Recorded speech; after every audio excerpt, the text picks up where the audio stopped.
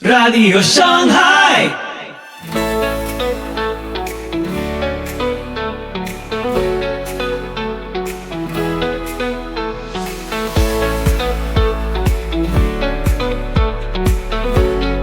Muy buenos días, tardes o noches. Donde quiera que estés en el mundo, soy Pipo Biglione y te doy la más cálida bienvenida a Radio Shanghai. Estás sintonizando el episodio 692 de nuestra 9ª temporada. Prepárate para lo que viene. Hoy no podés comprar a Dios. Jacob quiso negociar con Dios y terminó 20 años quebrado por sus propias decisiones. Una enseñanza impactante de Génesis 28 junto a César Vidal. Gracia, orgullo, religión y el Dios que no se deja manipular. No puedes comprar a Dios, Él da por gracia. Toda la música que nos inspira es de Pipo y Banda Ya, podés escucharla y descargarla en el link en los comentarios. Así que ponete cómodo, subí el volumen y empezamos. Soli Deo Gloria. Bueno, hemos llegado al capítulo 28 de Génesis. Hace ya varias semanas que pasamos el ecuador del libro y estamos en medio, al inicio más bien, de la vida de Jacob y el inicio de lo que va a ser su vida al otro lado del río, en Padán Aram. Si ustedes recuerdan, la semana pasada tuvimos ocasión de ver cómo Rebeca engaña a su marido. Rebeca no ha tenido, por lo visto, valor para contarle a su marido jamás que un profeta le había dicho que Jacob era el que iba a heredar y no iba a ser Esaú, que por supuesto no era lo que él esperaba, no le dice ni palabra durante décadas, lo guarda y en un momento determinado pues decide, bueno, como realmente yo no he contado nada de esto a tu padre, no le he dado posibilidad de que lo asimilara, de que actuara, le engañamos y punto. Esto no es algo que la Biblia vea bien, es decir, yo sé que es muy fácil retorcer las historias de los patriarcas o algunas de las historias de los patriarcas para justificar lo injustificable, pero cualquiera que lea Génesis con un mínimo de atención se da cuenta de que no es así. Y efectivamente, tú engañas a una persona, eso está mal y tiene malas consecuencias, entre otras cosas porque Esaú considera que lo han vuelto a engañar y llega a la conclusión de que lo mejor que puede hacer con un hermano que le ha engañado ya 2 veces es matarle, y así la tercera no se va a producir. Rebeca lo oye, inmediatamente Rebeca se da cuenta de que es verdad que Esaú va a aguantar hasta que Isaac se muera para intentar matar a su hermano, porque claro, si intenta matarlo antes, lo mismo el padre fulmina sobre él una maldición y no va a recoger la bendición de la primogenitura, que en este caso sería además primogénito e hijo único, porque pensaba matar a Jacob, y entonces lo que hace Esaú es decir, yo lo que voy a hacer es esperar hasta que muera papá, y cuando muera papá mato a mi hermano y me lo quito de encima porque es fuente de desgracias y amarguras. De esto se entera Rebeca y entonces Rebeca lo que dice es hay que sacar al niño, pero no le puedo decir al padre todo lo que ha sucedido, que lo hemos engañado miserablemente, que yo he contribuido a esa mentira. De manera que vamos a buscar una excusa. Y entonces, para buscar una excusa que libre a Jacob de la cólera de Esaú, le dice, oye, mira, lo que va a hacer Jacob, que es muy bueno, es lo mismo que hizo tu padre Abraham contigo. Se va a ir a Padán Aram, a donde vive mi hermano Labán, para no casarse con una de las chicas de Canaán. Se va a casar con una de las chicas de la familia y en ese sentido está bien. Y el pobre Isaac pues se lo traga porque aparte de estar ciego físicamente parece que en otros aspectos tampoco veía con mucha claridad. Y ahí empieza el capítulo 28. Y lo que empieza es enormemente interesante porque Isaac efectivamente se cree lo que le ha contado su mujer. Dice en el versículo 1, entonces Isaac llamó a Jacob y lo bendijo y le mandó diciendo, no tomes mujer de las hijas de Canaán, levántate, ve a Padán Aram, a casa de Betuel, padre de tu madre, y toma allí mujer de las hijas de Labán, hermano de tu madre, y el Dios omnipotente te bendiga y te haga fructificar y te multiplique hasta llegar a ser multitud de pueblos y te dé la bendición de Abraham y a tu descendencia contigo para que heredes la tierra en que moras que Dios dio a Abraham. Así envió Isaac a Jacob, el cual fue a Padán Aram, a Labán, hijo de Betuel, arameo, hermano de Rebeca, madre de Jacob y Esaú.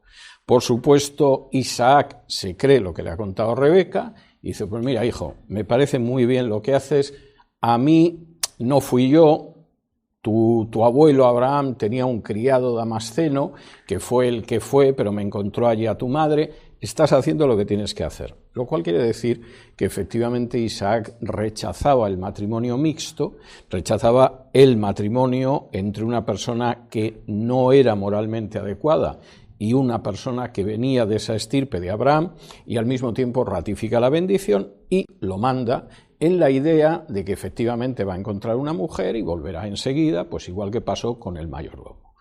Es decir, Isaac seguía sin enterarse de lo que había pasado. Reacción de Esaú. A mí no me va a ganar Jacob por tercera vez. Jacob primero se está marchando y además se marcha por la puerta grande, como que efectivamente está haciendo lo que tenía que hacer, como que va a buscar una mujer de la que le puede agradar a mis padres. Bueno, pues vamos a intentar arreglar esto. Versículo 6. Y vio Esaú cómo Isaac había bendecido a Jacob y le había enviado a Padán Aram para tomar para sí mujer de allí, y que cuando le bendijo le había mandado diciendo, no tomarás mujer de las hijas de Canaán, y que Jacob había obedecido a su padre y a su madre y se había ido a Padán Aram. Vio asimismo Esaú que las hijas de Canaán parecían mal a Isaac su padre, y se fue Esaú a Ismael y tomó para sí por mujer a Mahalat, hija de Ismael, hijo de Abraham, hermana de Nebaiot, además de sus otras mujeres. En este capítulo, y esto lo quiero acentuar desde el principio, hay mucha gente actuando de una manera que parece piadosa y que parece religiosamente adecuada, pero que no tiene el corazón en actuar de manera piadosa, tiene el interés personal. Estaba bien que efectivamente Esaú contrajera matrimonio con una mujer que no era pagana, estaba fantástico. Pero ¿cuál es la motivación de Esaú? ¿Que no era pagana? No. La motivación es que yo me tengo que llevar bien con papá y mamá ahora que se ha marchado el canalla de Jacob. Y por lo tanto, como me quiero llevar bien con papá y mamá, pues vamos a buscar a un pariente de Ismael, que a fin de cuentas es hermanastro de papá, y entonces me caso con ella. Insisto, la conducta es correcta. Lo que hay en el corazón de Esaú no lo es en absoluto, es la piedad para sacar beneficio. Y esto es algo muy común en la historia de las religiones y muy común en el ambiente cultural del que nosotros venimos. Yo voy a hacer algo no porque piense que está bien, sino porque me va a reportar un beneficio. Yo me acuerdo que una de las grandes sorpresas que yo me llevé en mi juventud, yo debía tener 19, 20 años, no hacía mucho, me había convertido, es cuando de pronto escucho a una hermana que debía de tener más o menos mi edad, argumentándome que procuraba obedecer al Señor porque si no se quedaba sin bendiciones. Y yo jamás había escuchado ese argumento. Yo pensaba que en realidad había que obedecer al Señor porque hay que obedecer al Señor, y si el Señor ordena algo es porque considera que es lo correcto, que había que obedecer al Señor para poder efectivamente ayudar a los demás, servir a los demás, que había que obedecer al Señor fundamentalmente por amor a Dios o por amor al prójimo. No se me había pasado por la cabeza que la razón fundamental de obedecer al Señor es que el Señor me premie o me riegue con bendiciones. No estoy negando que el Señor bendiga, es obvio que lo hace, y lo hace de una manera inmerecida y abundante. Lo que me parece evidente es que lo que mueve nuestras acciones y lo que debe movernos a obediencia no puede ser el beneficio personal. Y esto es algo tremendamente propio de la cultura católica en la que nos movemos, de tal manera que incluso gente que se ha convertido arrastra esa herencia detrás y concibe que hay que hacer las cosas para obtener algún beneficio. A mí en realidad, hablando de Esaú, me importa un pimiento con quién me caso. De hecho, ya me he casado con un par de mujeres y desde luego son paganas y me traes cuidado. Supongo que por lo menos serían guapas. Pero eso es lo que me importa. Y ahora, si doy ese paso de casarme con una persona con la que me tengo que casar, es fundamentalmente porque quiero llevarme bien con mis padres. No es otra razón. Y el resto me trae bastante sin cuidado. Bueno, pues esa, que a algunos les parece que es una conducta adecuada, es una conducta propia de una persona impía y profana como Esaú. Hacer las cosas porque de alguna manera se va a obtener un beneficio de ellas. Generalmente además un beneficio material. No piensen ustedes en bendiciones de tipo espiritual. Pero es que Jacob no era mucho mejor. Y es lo que vamos a ver en el resto del relato. Y quisiera enfatizarlo porque lo que aparece a continuación se está interpretando en los últimos tiempos de una manera criminal, verdaderamente. ¿Qué pasa con Jacob? Versículo 10. Salió pues Jacob de Berseba y fue a Harán. Y llegó a un cierto lugar y durmió allí, porque ya el sol se había puesto, y tomó de las piedras de aquel paraje y puso a su cabecera y se acostó en aquel lugar. Y soñó, y aquí una escalera que estaba apoyada en tierra, y su extremo tocaba en el cielo, y aquí ángeles de Dios que subían y descendían por ella. Y aquí Jehová estaba en lo alto de ella, el cual dijo: Yo soy Jehová, el Dios de Abraham tu padre y el Dios de Isaac. La tierra en que estás acostado te la daré a ti y a tu descendencia. Será tu descendencia como el polvo de la tierra, y te extenderás al occidente, al oriente, al norte y al sur, y todas las familias de la tierra serán benditas en ti y en tu simiente. He aquí, yo estoy contigo y te guardaré por donde quiera que fueres, y volveré a traerte a esta tierra, porque no te dejaré hasta que haya hecho lo que te he dicho. El episodio es un episodio bastante más interesante de lo que parece. Jacob, versículo 10, sale de Berseba y va hasta Harán. Ese es un trayecto bastante largo. Y el autor de Génesis no se detiene en absoluto en decirnos qué pasa durante ese trayecto. Lo que le interesa es que ha salido y ha llegado a un lugar concreto, en la dirección hacia Harán. A nosotros generalmente sí nos llama la atención muchos de los puntos del camino espiritual que hemos ido siguiendo. Es algo, de pronto empieza uno a recordar detalles, historietas, anécdotas, etc. Bueno, para Dios los aspectos verdaderamente importantes, por regla general, no son los anecdóticos. Y es curioso que este versículo 10, además es un versículo muy corto, salió de Berseba y se fue a Harán. Y todo lo que pasa entre medias, que seguramente son varias semanas, es algo que no nos cuenta. Pero Jacob llega a un lugar, como dice el versículo 11, se ha hecho de noche, de manera que no le queda más remedio que detener el viaje, y entonces coge algunas piedras de ese lugar al que ha llegado y pone eso como cabecera y se acuesta. Esto puede sonar una almohada un poco dura para los gustos que nosotros tenemos hoy en día, pero crean ustedes que en la antigüedad esto no era nada raro. Si alguna vez tienen ocasión de contemplar lo que eran las almohadas de los egipcios, pues eran simplemente un aro, generalmente de metal o de madera, un aro, que estaba puesto sobre un soporte y entonces uno descansaba la cabeza en el aro. Y lo primero que piensas es cómo podían pegar ojo de esa manera, porque verdaderamente es lo más incómodo. Pero recuerdo que un médico me dijo una vez que eso era buenísimo para las cervicales. No sé si esa era la almohada que él tenía en casa, desde luego yo no me puse jamás a hacer el experimento. Pero evidentemente el que de pronto juntes unas piedras, coloques encima, por ejemplo, una piel de oveja y lo utilices como almohada, a nosotros nos parece que es la vía segura para no pegar ojo, pero no era el caso de Jacob, y efectivamente Jacob se duerme y entonces tiene un sueño. Y dice el versículo 12, y soñó, y aquí una escalera que estaba apoyada en tierra y su extremo tocaba en el cielo, y aquí ángeles de Dios que subían y descendían por ella. Lo primero que tengo que decir es que la palabra escalera seguramente no es escalera. Esta palabra solo aparece en este pasaje en la Biblia, no la tenemos en otros textos paralelos, y pensamos que la palabra puede significar escalera porque estaba apoyada en tierra y el extremo tocaba en el cielo y los ángeles subían y bajaban. Claro, cuando la gente sube y baja por un sitio es porque hay una escalera, pero esto es lo que nosotros imaginamos. Aquí lo único que hay es un punto de contacto, un punto de paso, un punto de comunicación entre una dimensión que es la nuestra y otra dimensión espiritual.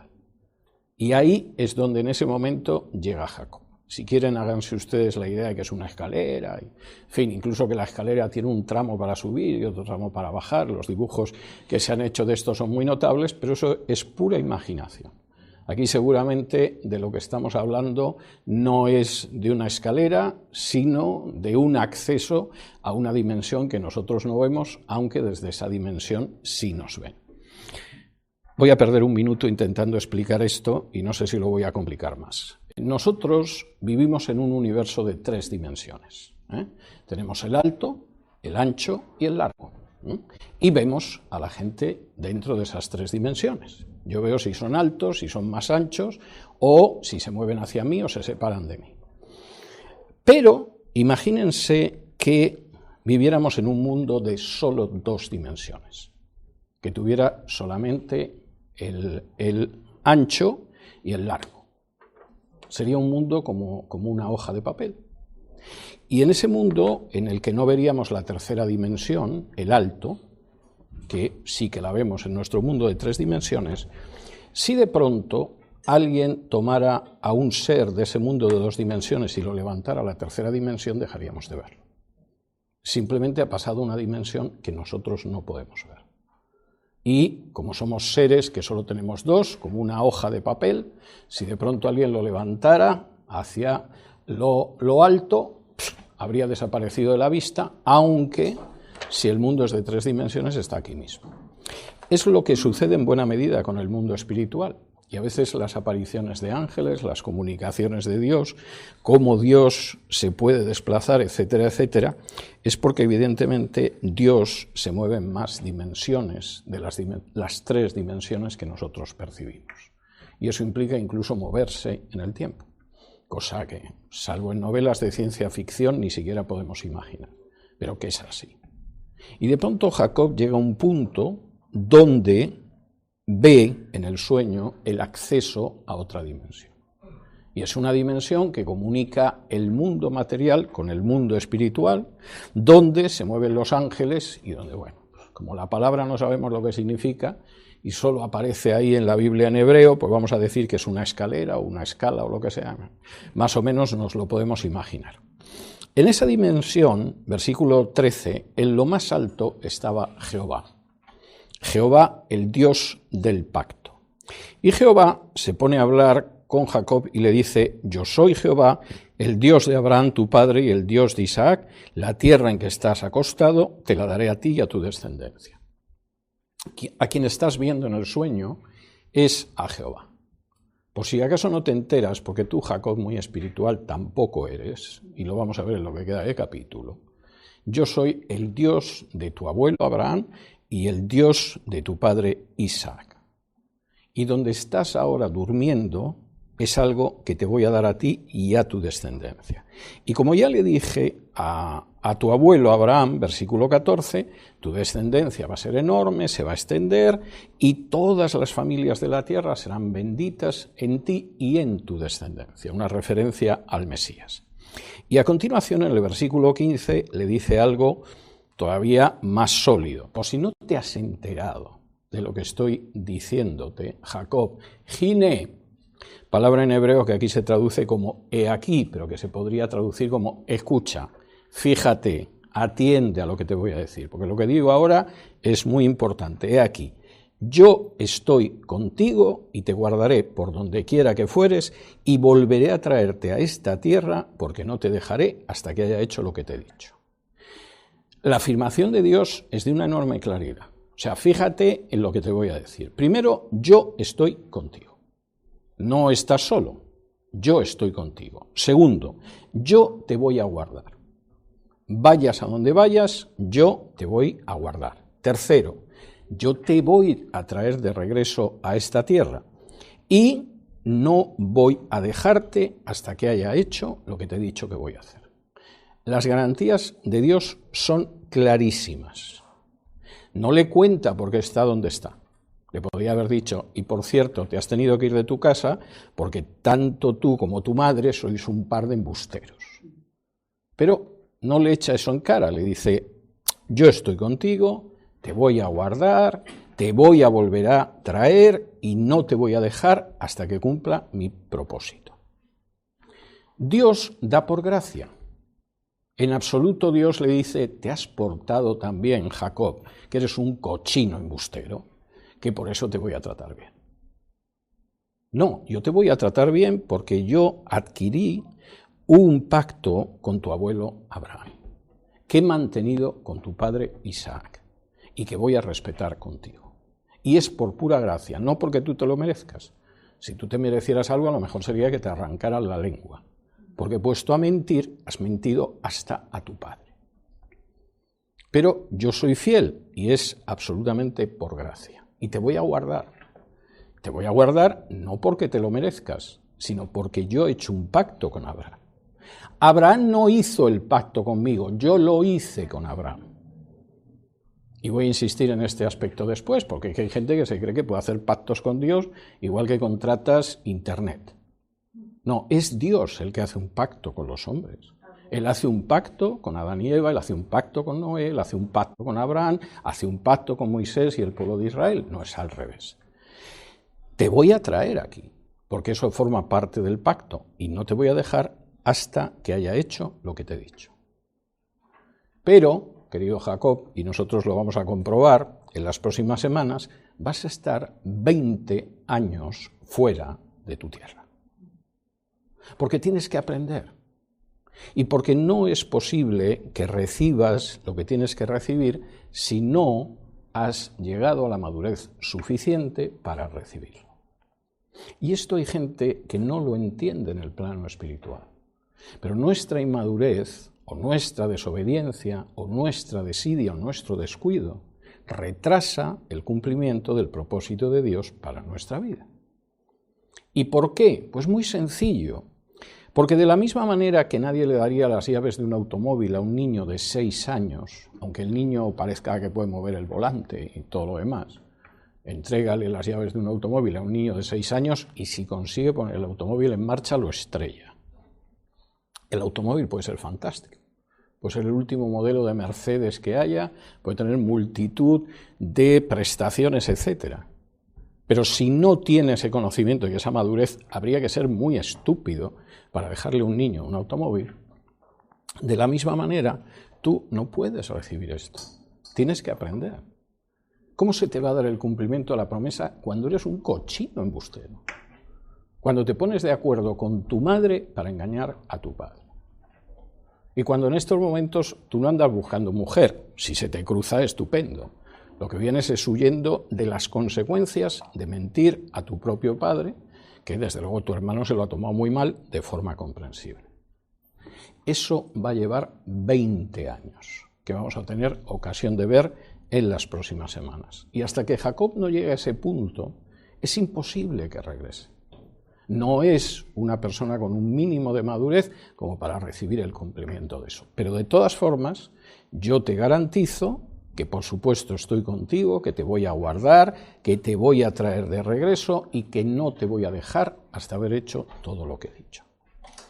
Bien, ¿y qué hace en ese momento Jacob? Y aquí me tengo que detener. Versículos 16 y 17, y despertó Jacob de su sueño y dijo, ciertamente Jehová está en este lugar y yo no lo sabía, y tuvo miedo y dijo, cuán terrible es este lugar, no es otra cosa que casa de Dios y puerta del cielo. Jacob se despierta del sueño. Primera confesión de Jacob. Yo no tenía ni idea de que Dios andaba por aquí. Jacob no sabía nada. Va a tener que aprender mucho en los siguientes 20 años, que a alguno le parecerá que no es nada, como dice la letra del tango, de que 20 años no es nada. Pero yo pienso en mí mismo hace 20 años y vaya si 20 años es tiempo. Es que casi no me reconozco en mí mismo hace 20 años. Y en el caso de Jacob, irreconocible. De modo que lo primero que hace es que Jacob se despierta y no sabe. Claro que no, si nunca has sabido nada.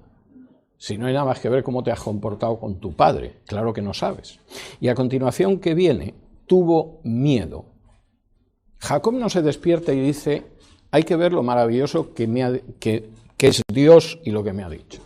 Qué agradecido le estoy a Dios por las promesas que me ha dado. ¿Cómo confío en que Dios va a cumplir todo eso? No. Se despierta y lo primero es, no tenía ni idea de esto. Y lo segundo, tengo un miedo espantoso. Este lugar es terrible. No este lugar es un sitio de bendición, porque resulta que te duermes y ves un punto en el cual ahí aparece Dios en lo alto y hay ángeles que pasan. No, no, este es un sitio aterrador. Esto es casa de Dios y puerta del cielo. Está totalmente sacudido. De hecho, el versículo 17, donde dice, y tuvo miedo, en hebreo da la sensación de una persona que hasta tiembla. Es decir, de pronto se da cuenta y dice, pero ¿dónde ando, no? ¿Qué ha pasado aquí? Ya que Jacob tiene la reacción típica de una persona que no está precisamente muy educada en cuestiones espirituales. No se despierta lleno de un espíritu de adoración, no se despierta inundado por la gratitud y el agradecimiento, no se despierta diciendo, Señor, envíame, etcétera, etcétera, sino que se despierta diciendo, yo de esto no sabía nada, tengo un pánico espantoso y además este sitio es para echarse a temblar. Bien, y ahora Jacob continúa en el mismo plan, y esto me parece importantísimo y en estos versículos me voy a detener más. Versículo 18. Y se levantó Jacob de mañana y tomó la piedra que había puesto de cabecera y la alzó por señal y derramó aceite encima de ella. Y llamó el nombre de aquel lugar Betel, aunque Luz era el nombre de la ciudad primero. E hizo Jacob voto diciendo, si fuere Dios conmigo y me guardare en este viaje en que voy y me diere pan para comer y vestido para vestir, y si volviere en paz a casa de mi padre, Jehová será mi Dios. Y esta piedra que he puesto por señal será casa de Dios, y de todo lo que me dieres el diezmo apartaré para ti. Este pasaje, en los últimos años, no crean que antes, y se lo dice alguien ya con ciertos años en el Señor, se interpreta como que algunos necios interpretan este pasaje como que los seres humanos tenemos una capacidad para hacer pacto con Dios. Y entonces, evidentemente, tú lo que haces en un momento determinado es que le dices a Dios, quiero hacer un pacto contigo, igual que Jacob. Como mínimo te voy a dar el diezmo. Hay gente que cuando ve la palabra diezmo en la Biblia se le siente un signo del dólar en la cabeza o algo de este tipo, y por supuesto más del diezmo, y a cambio de eso, pues me vas a garantizar el bienestar material. Esa interpretación es un disparate. Y me van a permitir que explique este texto punto por punto, porque es muy importante. Primero, y esta es simplemente una señal, en el versículo 18 se dice como Jacob se levanta, coge la piedra que le ha servido de almohada, la levanta como un lugar que señala dónde ha sucedido todo y echa aceite por encima. El aceite es una formalidad, sobre todo en las culturas de Antiguo Oriente, a veces aceite y vino, en este caso aceite, para señalar un lugar importante por razones religiosas, por razones políticas, por razones sociales, etc. De alguna manera se ungía con aceite ese lugar. Al lugar lo cambia de nombre además. El lugar se llamaba Almendra, que es la palabra que aquí aparece como luz, es en hebreo luz, y significa almendra. O sea, no es que el lugar se llamara luz de luz, sino que el lugar se llamaba almendra, en hebreo luz, y él lo cambia por Betel, que significa la casa de Dios. Es decir, aquí seguramente se llamaba almendra, porque puede que hubiera almendrales por la zona, es muy posible, y entonces él lo cambia por la casa de Dios. Y ahora Jacob quiere negociar con Dios. Le importa un pimiento lo que Dios le ha dicho, porque todo lo que Dios le ha dicho no necesita negociar nada. Le ha dicho que va a estar con él. Le ha dicho que le va a guardar por donde quiera que vaya. Le ha dicho que le va a traer de regreso a la tierra y le ha dicho que no le va a dejar. Y la manera en que Dios se expresa cubre cualquier tipo de necesidad que pudiera tener Jacob. Primero, yo estoy contigo. No te va a faltar de nada. Segundo, yo te protejo, te voy a guardar en cualquier situación. Tercero, vas a volver a tu casa, vas a volver a tu tierra. Cuarto, los propósitos que tengo para ti se van a cumplir. Vale, sí, pero a mí me interesan otras cosas.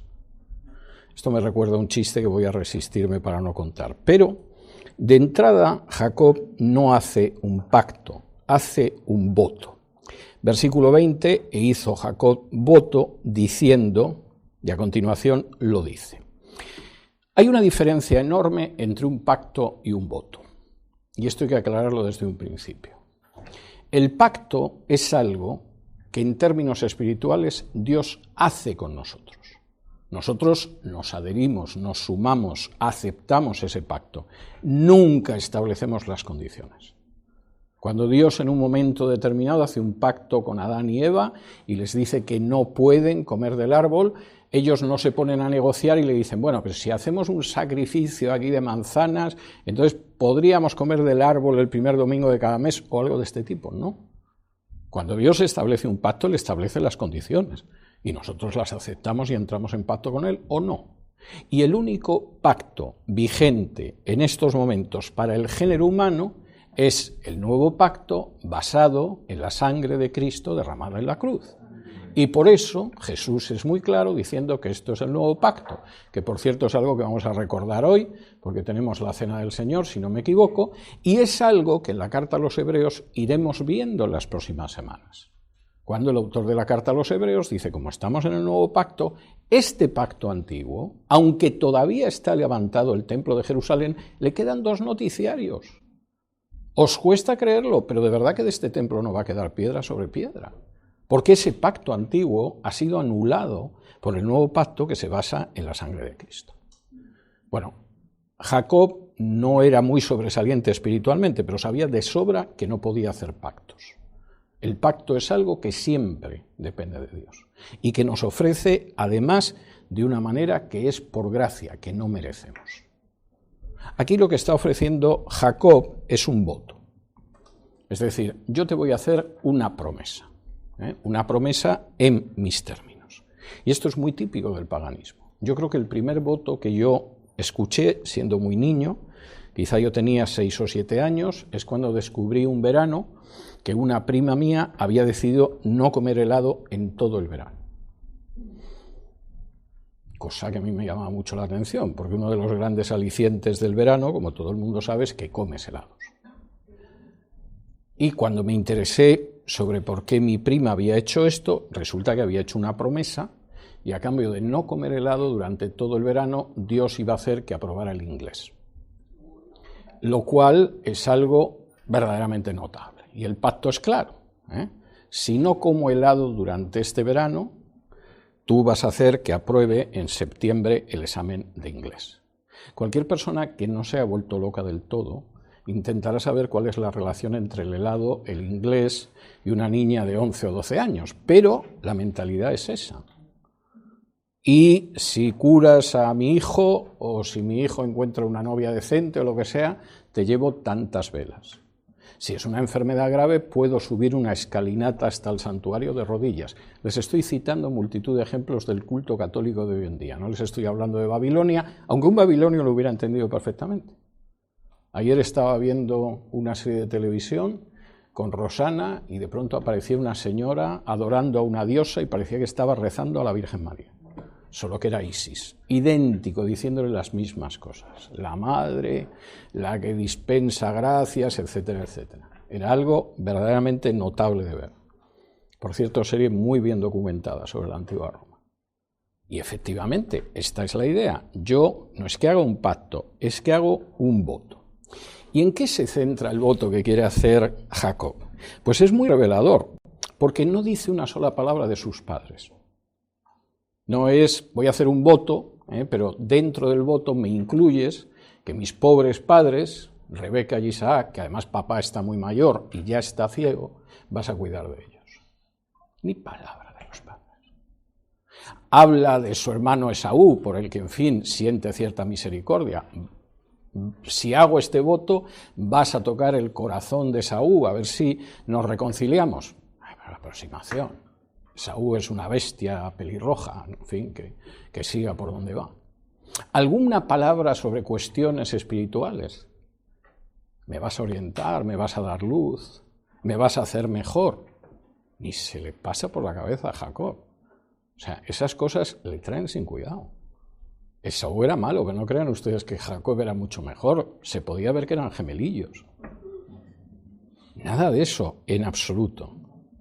Ni los propósitos de Dios, ni la situación de sus padres, ni su hermano, el que tenía intenciones homicidas, ni nadie. Ni siquiera, por eso de que era la excusa que había puesto mamá para justificar que se iba de casa, dice, si me encuentras una buena chica, ni eso ni eso. No hay una consideración mínimamente espiritual. Y entonces, ¿qué es lo que quieres? Fíjense ustedes, porque además esto va en tono totalmente condicional. Versículo 20, hizo Jacob voto, diciendo, si fuere Dios conmigo, y me guardare en este viaje en que voy, y me diere pan para comer, y vestido para vestir, y volviere en paz a casa de mi padre, Jehová será mi Dios. Desde luego, si este es el ejemplo del pacto que tienen que hacer los creyentes, el que lo está enseñando bastante de lo que hay en su corazón. Vamos a ver, que yo creo que existes no solo por lo que le he oído al abuelo Abraham o lo que le he oído a papá Isaac, sino porque estoy todavía que me tiembla el cuerpo de lo que he visto aquí en el sueño de la noche. Me he despertado con un sudor frío, asustado y diciendo qué terrible es este lugar.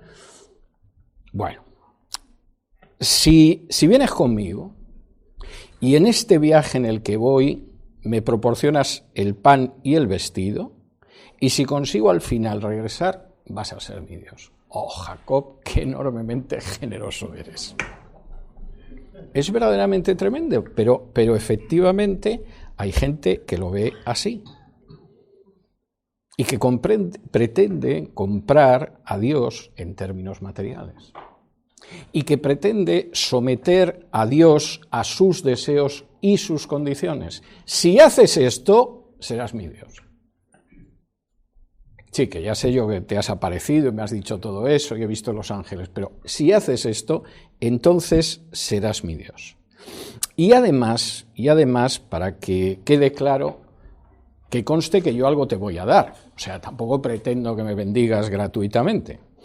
Versículo 22, y esta piedra que he puesto por señal será casa de Dios, y de todo lo que me dieres, el diezmo apartaré para ti. Qué generoso. Qué espiritual, qué profundo, Jacob. Si haces todo esto, que son cuestiones puramente materiales, yo aquí perdido en medio del campo y después de ver lo que pasa en este sitio llamado Betel, estoy para preocuparme por mis padres, o por mi hermano, o por mi salud espiritual. No.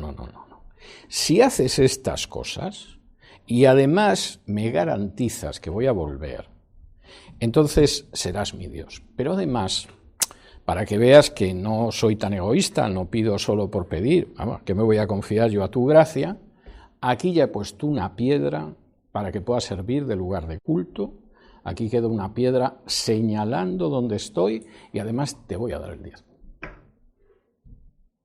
Curiosamente, Jacob, esto es lo que algunos llaman un lapsus freudiano, se le escapa realmente algo importante. Te voy a dar la 10ª parte de todo lo que me des. Porque efectivamente tú eres el que lo va a dar. Pero bueno, yo te doy una 10ª parte. Y es una manera de intentar comprar a Dios con el diezmo. Yo sé que hay predicadores que pisotean este texto y luego encima van más allá que Jacob. Y entonces te dicen, no, pero el diezmo es de entrada. Es decir, el diezmo es la cuota mínima para estar en el club de Dios.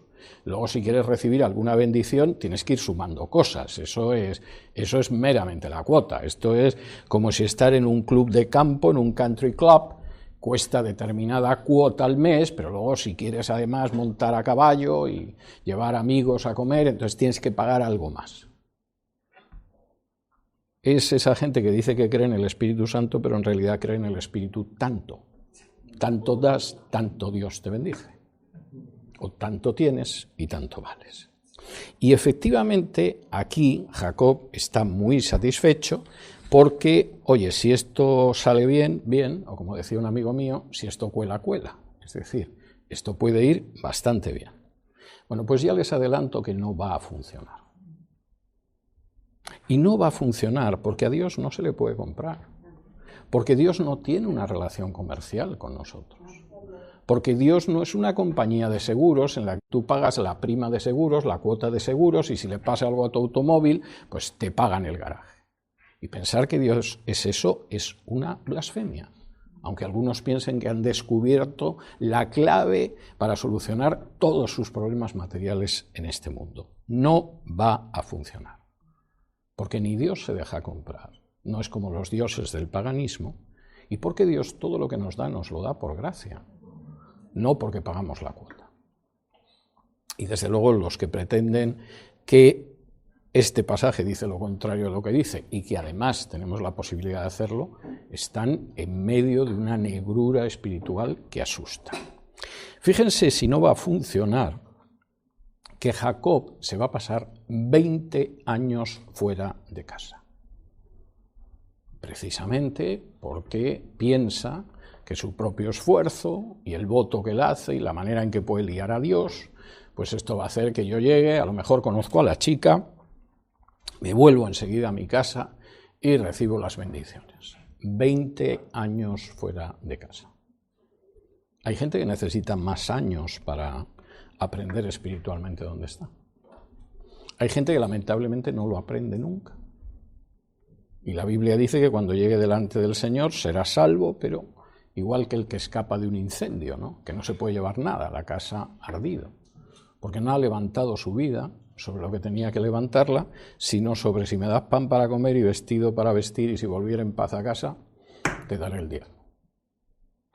Y el pasaje, este capítulo de hoy, la verdad es que dentro de que parece simplemente, bueno, pues, un relato de viajes, se le aparecen los ángeles que suben y bajan por las escaleras mecánicas que llevan al cielo, etc.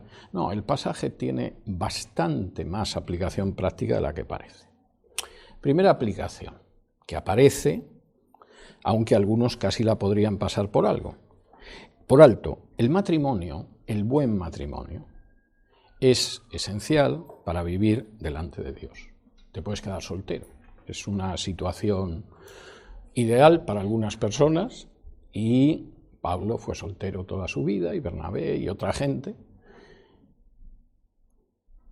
Pero, evidentemente, si va a haber un matrimonio, tiene que ser un matrimonio de acuerdo a los principios de Dios. Es verdad que, por desgracia, hay gente que acomete ese matrimonio no porque lo tenga en su corazón, sino por razones de tipo social, como es el caso de Saúl, para no tener problemas con la familia, lo que sea. Pero la verdad es que eso es esencial. Segundo, Dios no quiere la religiosidad. Y hay gente que considera que sí, que realmente la relación que tenemos con Dios es una relación en términos de religiosidad. Y que por lo tanto, si fingimos la piedad, si aparentamos que somos piadosos, suficiente. No, la religiosidad no es lo que Dios quiere. Y Jacob lo va a aprender con muchos sudores. Tercero, Dios cumple siempre sus promesas. Es más, nuestra relación con Dios gira sobre la base de que creemos que Dios cumple sus promesas. Que efectivamente tenemos vida eterna si hemos creído en Jesús, que hemos sido adoptados como sus hijos si hemos creído en Jesús, y que un día resucitaremos y estaremos siempre con Él si efectivamente hemos creído en Jesús, porque Dios es fiel y Dios cumple siempre sus promesas. No tienes que comprarle para que cumpla sus promesas. No tienes que sobornarlo para que cumpla sus promesas, no tienes que hacer contratos privados con Él para que cumpla sus promesas. Es fiel y poderoso para hacerlo. Cuarto, Dios da todo por gracia. Y esto es algo que hay gente que le cuesta creerlo. Porque viene de un pensamiento católico que a su vez viene de un pensamiento pagano. Los paganos definían la relación con el dios o con la diosa con una fórmula latina que decía do ut des. Te doy para que me des. Yo voy hasta el templo de Júpiter, o hasta el templo de Juno, o hasta el templo de Vesta, donde ofrezco Dios, y entonces Dios me da. Y así quedamos todos contentos. El Dios porque le he llevado el sacrificio, o la diosa, y yo porque me devuelve, hombre, por supuesto más, porque para eso es un Dios y una diosa, y yo soy un simple ser humano, me devuelve mucho más. Y esa que es la visión pagana de la relación con la divinidad, desde Babilonia hasta el día de hoy, es la visión que aparece en el catolicismo. Y hay mucha gente que ha salido de la Iglesia Católica, pero la Iglesia Católica no ha terminado de salir de ellos. Y entonces concibe, imagina, se cree que la relación con Dios es una relación que no es por gracia, sino que es una relación contractual, como si contrataras con alguien. Y lógicamente, pues hay que pagarlo. Quinto, no se puede hacer pactos con Dios. Es Dios el que hace pactos con los hombres, en sus propios términos, no en nuestros términos. Y el hombre no le puede imponer condiciones jamás a Dios. Es ridículo. ¿Ustedes se imaginan que cualquiera de ustedes en un momento determinado llegara hasta la Casa Blanca, que con los controles que hay cada vez está más lejos donde te tienes que quedar? Pero bueno, llegan ustedes hasta la Casa Blanca y digan que quiero hablar con el presidente. Vamos a suponer que al tío Donald ese día le ha pillado benévolo y está dispuesto a recibir a alguien y entonces usted entra y dice, bueno, mire, presidente, yo le voy a decir que no voy a pagar más impuestos en este país, pero a cambio, si le parece bien, mis primos y yo venimos y le cortamos el césped de la Casa Blanca y efectivamente le vamos a dejar el césped como no lo ha visto ningún presidente, eso seguro. Bueno, cualquiera que contara esto dirían, pero este tipo que fuma, o sea, ¿qué bebe este sujeto para llegar a esas conclusiones? Y eso que es ridículo y absurdo, si uno lo piensa en relación con un mandatario humano, que ahora está y dentro de 2 años no va a estar, si es que no lo matan antes, y que a la vuelta de unos años se habrá muerto y habrá desaparecido, ¿cómo puedes ser tan necio como para pensar que eso se lo puedes imponer a Dios? Pero ¿cuál es tu concepto de Dios?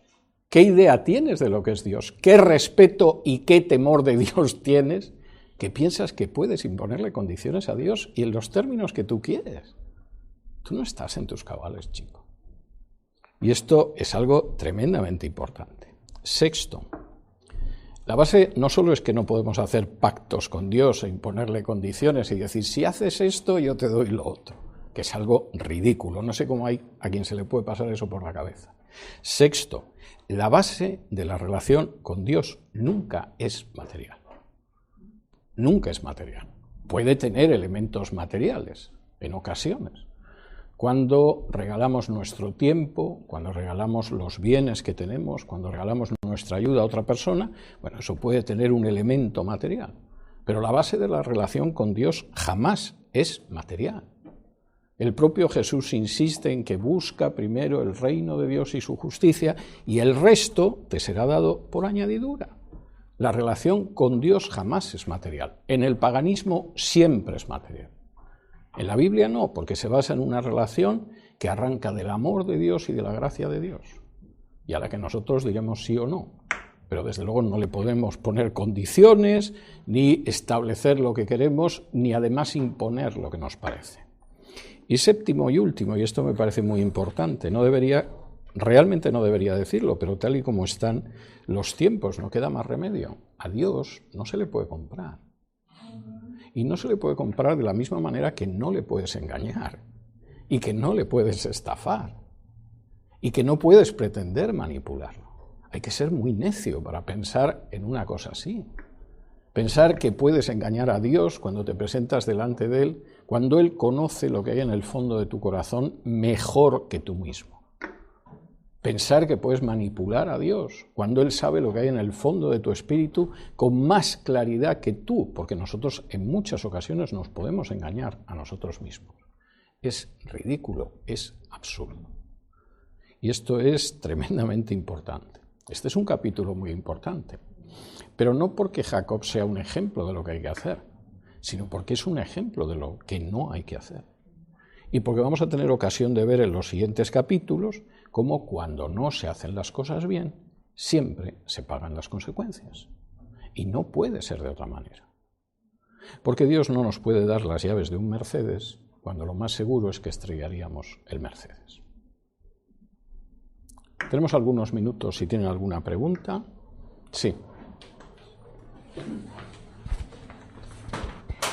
Hermano Vidal, en el versículo 18 también vemos una práctica que hizo él y que hoy en día se suele hacer en las iglesias, pero quiero tener el concepto bíblico en la respuesta que usted me dé.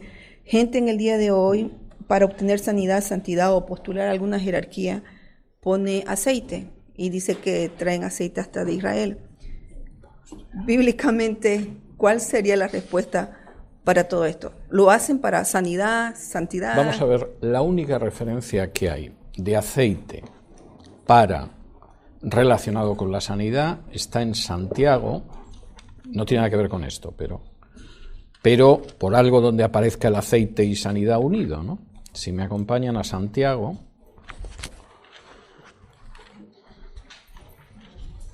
no suelen citar mucho lo de Santiago, porque claro, en realidad no apoya eso. Cuando uno lo lee, además, puede sacar otras conclusiones incómodas. En Santiago, capítulo 5, y versículos del 13 en adelante, dice así: ¿Está alguno entre vosotros afligido? Haga oración. ¿Está alguno alegre? Cante alabanzas. ¿Está alguno enfermo entre vosotros? Llame a los ancianos de la iglesia y oren por él, ungiéndolo con aceite en el nombre del Señor. Y la oración de fe salvará al enfermo, y el Señor lo levantará, y si hubiere cometido pecados, le serán perdonados. Bien, ¿qué sucede? Vamos a suponer que hay alguien en la iglesia que está enfermo, además en una situación especialmente grave. Primero llama a los ancianos de la iglesia. Las iglesias no tenían un solo pastor. Había un grupo de ancianos. No leamos este texto en la iglesia, por favor. No creemos problemas a la persona que vive de subirse al púlpito. Segundo, esos ancianos van a orar por él, ungiéndolo con aceite en el nombre de Jesús, y la oración de fe es la que salvará al enfermo y el Señor lo levantará. Es la única vez en la Biblia donde hay una referencia a eso. Pero no es que el aceite tiene un significado mágico. Estamos ungiendo a la persona, oramos por ella y, como dice ahí, si hay una oración de fe, pues el Señor va a sanar a esa persona. Bien, pues ¿en qué hemos convertido esto? En hechicería. Utilizamos el aceite para cualquier cosa, ¿no? Entonces, acabo de comprar una casa, pues vamos a ungirla con aceite. Me acabo de comprar un automóvil, vamos a pasarle un churretón de aceite por encima, etcétera, etcétera, etcétera. No es algo que esté en la Biblia, es puro paganismo, pero esto tiene mucha lógica porque, y no me voy a cansar de decirlo, hay mucha gente que ha salido de la Iglesia Católica y la Iglesia Católica no ha salido de ellos. Y en muchos casos, además, por ejemplo en Hispanoamérica, toda esa visión supersticiosa y pagana del catolicismo se le suma la creencia en prácticas indígenas que son supersticiosas. Y hay muchísima gente que de paso que va a ver al párroco va a ver al brujo. Y entonces al final acabas copiando prácticas y dices, bueno, es que ahí estaban mal porque lo hacía el sacerdote o lo hacía el brujo. Pero si yo lo hago ahora, está bien. No, está mal. Tú no puedes decir el adulterio estaba mal cuando era católico o iba a ver a una bruja.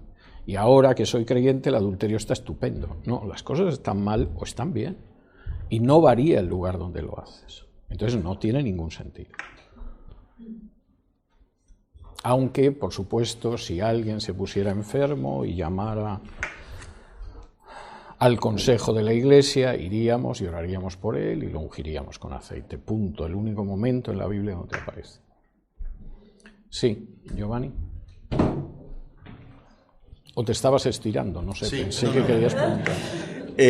Usted al comienzo de la exposición dijo de que cuando estaba explicando de que Rebeca había engañado a Isaac, había consultado al profeta, pero en el capítulo 25 dice que ella habló con Dios y Dios fue el que le dijo dos naciones. Sí, pero eso lo más seguro es que ella ha ido a ver a alguien que le ha dado ese testimonio.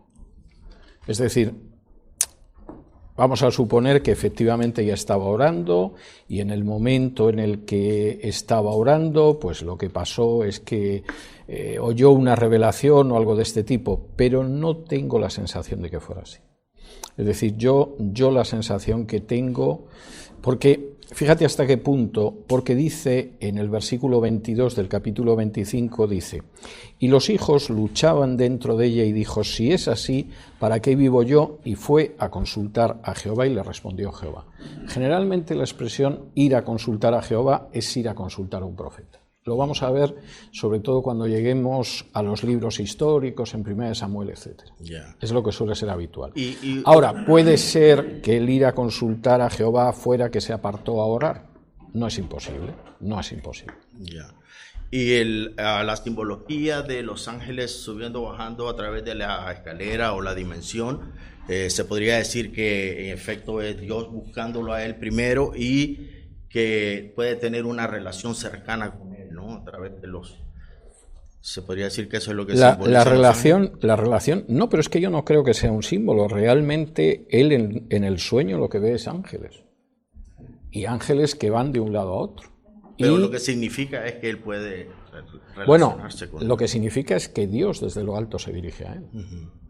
Es decir, ahí Jacob se despierta aterrado y diciendo, este es un lugar terrible, etcétera. Y yo aquí no sabía nada. Y si Dios no se le revela, pues a saber qué hubiera pasado con Jacob. En ese momento dice, bueno, pues ya que ha aparecido Dios y que esto es Betel, casa de Dios, pues vamos a llegar a un acuerdo con Dios, ¿no? Let's make a deal, que dirían aquí. Sí. Usted nos explicó que hay una diferencia entre pacto y voto. Definitivamente el pacto es condicional de Dios y Él pone todas las reglas y yo tengo que sumarme a Él. Pero usted nos dijo que el voto era como una promesa que había hecho Jacob, pero mi pregunta es, sí, hermano Vidal, yo lo veo más como sacrilegio el voto que Él hizo, sí, pero sí, si nos explica usted que lo que hizo no fue un pacto, sino un voto, ¿podría tal vez los cristianos o los hermanos sinceros confundirse y decir, no voy a hacer un pacto, voy a hacer un voto? ¿Es normativo o no? No, no es normativo y además es que también depende de lo que decías en el voto. Es decir, vamos a ver, si una persona en un momento determinado dijera, bueno, vamos a ver, Señor, si de la situación en la que estoy ahora me ayudas a salir y voy a tener más tiempo, voy a dedicar una parte de ese tiempo a servirte. Eso podría ser lícito siempre que no lo interpretes como te doy el tiempo que emplearía a cambio de que me des esto, sino en el sentido de decir, pues te voy a mostrar mi agradecimiento haciendo esto. Eso puede ser lícito. Ahora, lo que no puede ser es que le digas, bueno, mira, yo voy a salir los sábados por la mañana a evangelizar y a cambio de eso, por favor, me arreglas el pago de la hipoteca, del mortgage de la casa. O sea, son cosas en ese sentido diferentes. Sí. Yo tengo una pregunta sobre esta imagen de las escaleras, y es como también una imagen del Señor, porque claro. Sí está relacionada con esta parte de Juan, sí, donde habla de que de aquí en adelante veréis el cielo abierto y a los ángeles de Dios que suben y descienden sobre el Hijo del Hombre. Sí. Es evidente, no he entrado en ello porque, claro, Jacob de esto no podía saber nada, pero no cabe la menor duda de que sí hay un punto donde efectivamente se unen esas dos dimensiones. Y ese punto es Jesús. Y el propio Jesús lo dice.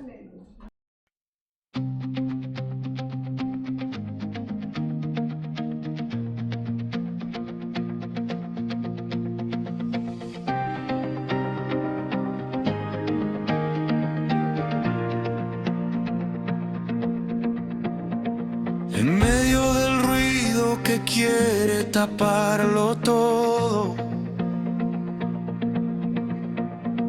hay voces vacías girando sin fondo,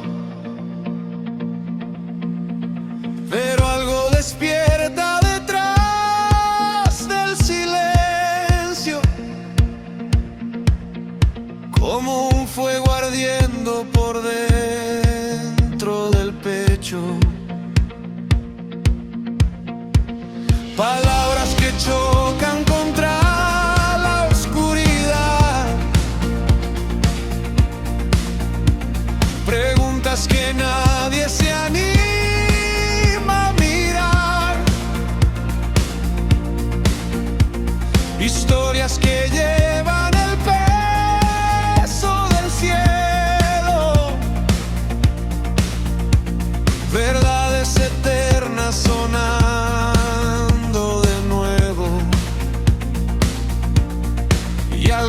enciende cuando empieza a hablar, como lluvia en la tierra, como un río en el mar. No quiero dormir mientras el mundo se rompe por dentro. Quiero escuchar esa verdad atravesando el viento. Radio Shanghai, como un eco en la noche, como una llama imposible apagar.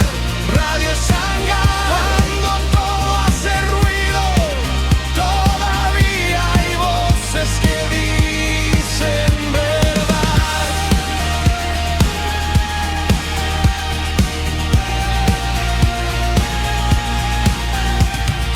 No busca aplausos ni aprobación,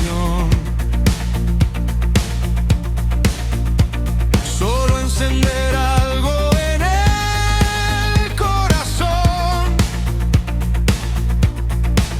una conversación entre el tiempo y lo eterno, una luz avanzando en medio del invierno. Y aunque las sombras quieran crecer, todavía queda fuego para ver. No quiero dormir mientras el mundo se pierde corriendo. Quiero encontrar algo real latiendo en el silencio.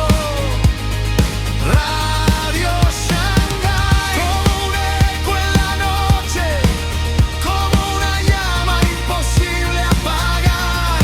Radio Shanghai, cuando todo hace ruido, todavía hay voces que dicen verdad. Escúchalo, hay algo vivo en el aire. Escúchalo, como un suspiro gigante.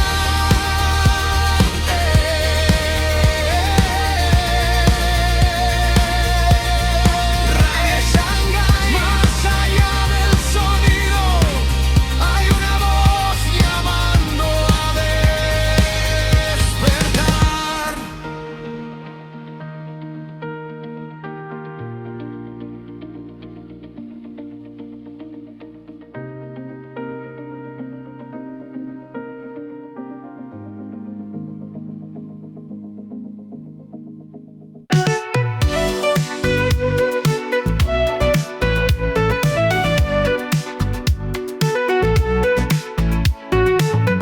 Gracias por acompañarnos en este episodio de Radio Shanghai. Tu apoyo nos ayuda a seguir conectando el mundo de hoy con los principios eternos. Por eso, te pedimos que te suscribas, nos dejes tu like para que más personas descubran este mensaje. No olvides seguirnos en Facebook, Instagram y Telegram para estar al tanto de todo. Te esperamos, Dios mediante, en nuestro próximo episodio. Que Dios te bendiga.